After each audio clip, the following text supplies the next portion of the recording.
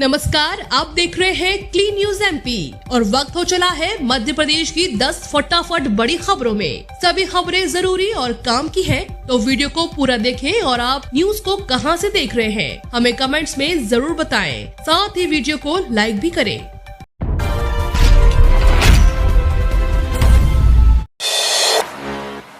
बड़ा फैसला, इस साल विषयवार होगी मध्य प्रदेश टीईटी परीक्षा, देखें नया एग्जाम पैटर्न। स्कूल शिक्षा विभाग द्वारा मध्य प्रदेश में शिक्षक भर्ती परीक्षा को लेकर बड़ा फैसला लिया गया है। इस साल उच्च माध्यमिक शिक्षक की पात्रता परीक्षा विषयवार होगी। साथ ही पात्रता परीक्षा हिंदी, इंग्लिश, संस्कृत, उर्दू, गणित, जीव विज्ञान विषय में आयोजित होगी। Madhya Pradesh professional exam board Madhya Pradesh शिक्षक पात्रता परीक्षा आयोजित करता है। इसके अलावा 2018 मध्य प्रदेश टीईटी परीक्षा को लेकर मध्य प्रदेश शासन स्कूल शिक्षा विभाग ने शिक्षक भर्ती प्रक्रिया डॉक्यूमेंट वेरिफिकेशन के दौरान रिजेक्ट किए गए अलाइड सब्जेक्ट को मंजूरी देने का ऐलान कर दिया है, परंतु अभी अलाइड सब्जेक्ट को स्वीकृति नहीं दी गई है।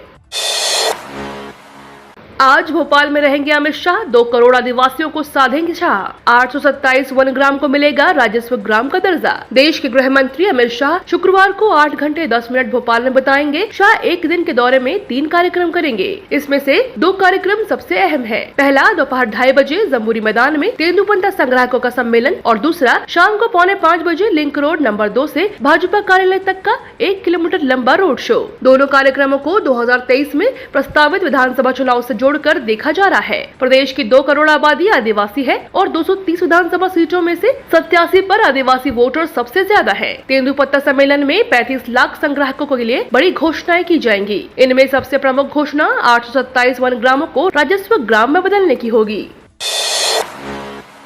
मेडिकल पीजी स्टूडेंट्स को मिली एमपी हाई कोर्ट से बड़ी राहत। 3 माह में नौकरी न दी तो बॉन्ड खत्म। एमपी हाई कोर्ट ने Madhya Pradesh medical and post graduate course प्रवेश नियम 2014 की व्याख्या करते हुए कहा कि मेडिकल पीजी कोर्स का रिजल्ट आने के 3 महीने के अंदर अगर सरकार नियुक्ति नहीं देती है तो ग्रामीण क्षेत्र में सेवा करने का बॉन्ड खुद ही खत्म हो जाता है। कोर्ट ने कहा कि ऐसी स्थिति में संबंधित डॉक्टर पर बॉन्ड की कोई भी शर्त पूरा करने की बाध्यता नहीं रहेगी। कोर्ट ने सरकार को आदेश दिया कि याचिकाकर्ता डॉक्टर राहुल मित्तल को उसके मूल शैक्षणिक दस्तावेज और एनओसी दे दी जाए। कोर्ट ने इस काम को पूरी करने के लिए 60 दिन का समय भी दिया है।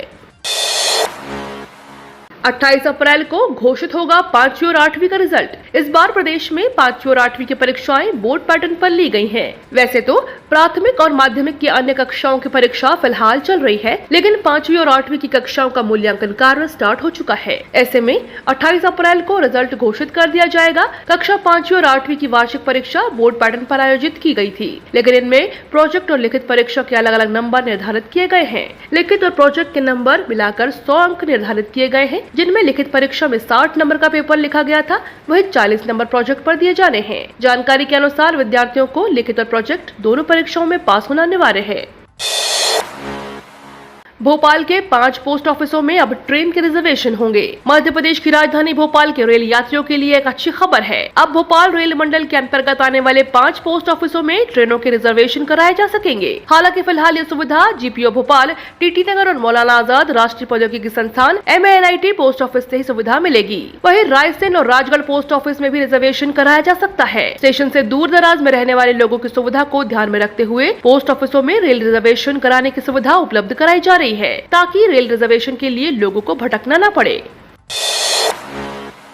मध्य प्रदेश को बड़ा झटका, केंद्र ने 18 लाख टन गेहूं लेने से किया इनकार। मध्य प्रदेश को समर्थन मूल्य पर गेहूं उपार्जन के बीच बड़ा झटका लगा है। केंद्र सरकार ने पिछले साल खरीदा गया 18 टन गेहूं लेने से इनकार कर दिया है। FCI ने इसे अमानक पाया है। दरअसल पिछले साल उपार्जन के समय बारिश हो गई थी, जिसमें गेहूं भीग गया था। किसानों को नुकसान न हो इसलिए सरकार ने गेहूं खरीद लिया था। इसके लिए केंद्र सरकार से विशेष अनुमति भी ली गई थी, लेकिन निर्धारित मापदंड उससे अधिक चमक विहीन गेहूं ले लिया गया, जो मान्य नहीं है। अब सरकार इस गेहूं को भी नीलाम करेगी। पिछले साल 1975 रुपए प्रति क्विंटल की दर से सरकार ने 128 टन गेहूं ले लिया था। करीब 30 लाख टन गेहूं ऐसा था जो चमक विहीन था। इसमें 12 लाख टन गेहूं तो FCI ने स्वीकार कर लिया, लेकिन 18 टन गेहूं लेने से इनकार कर दिया।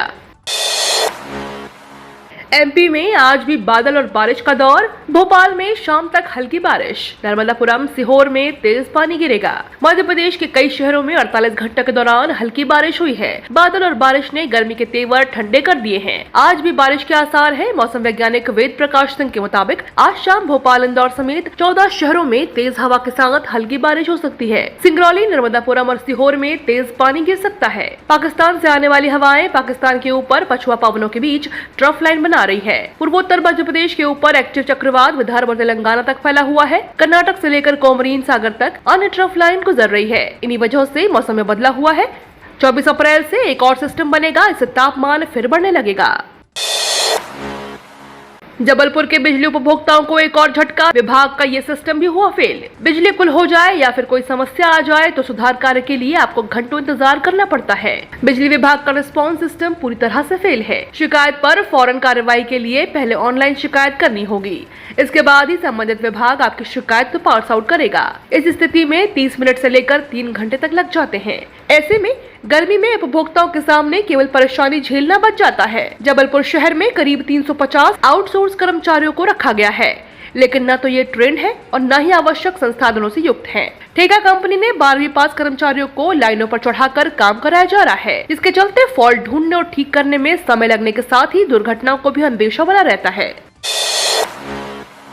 एक बार फिर सीएम इंफ्रा स्कीम लॉन्च होगी। इस बार सड़कों पर फोकस। शिवराज सरकार शहरी मतदाताओं को लुभाने के लिए एक बार फिर मुख्यमंत्री शहरी अधोसंरचना लॉन्च होगी। यह योजना का चौथा चरण होगा। इसमें 90% राशि मोहल्लों और कॉलोनियों की सड़कों पर खर्च होंगे। शिवराज सरकार में सबसे पहले 2011-12 में सीएम इंफ्रा का पहला चरण लाया था। अब नगरीय विकास एवं आवास विभाग ने चौथे चरण की स्कीम का खाका तैयार कर लिया है। कैबिनेट की मंजूरी के बाद इसे लागू कर दिया जाएगा। ये स्कीम करीब 1700 करोड़ की होगी। इसमें 20% राशि नगरीय निकायों को ग्रांट मिलेगी। बाकी बची 80% राशि का इंतजाम लोन से किया जाएगा।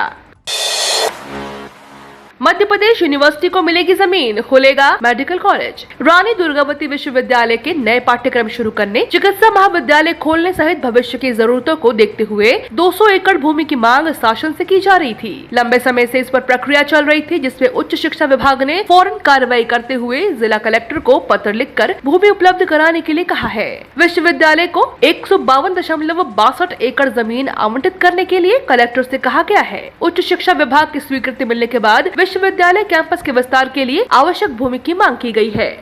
ये तो थी दिन भर की 10 फटाफट बड़ी खबरें। रोजाना ऐसे ही अपडेट रहने के लिए क्लीन न्यूज एमपी को सब्सक्राइब कर बेल आइकन को जरूर दबाएं।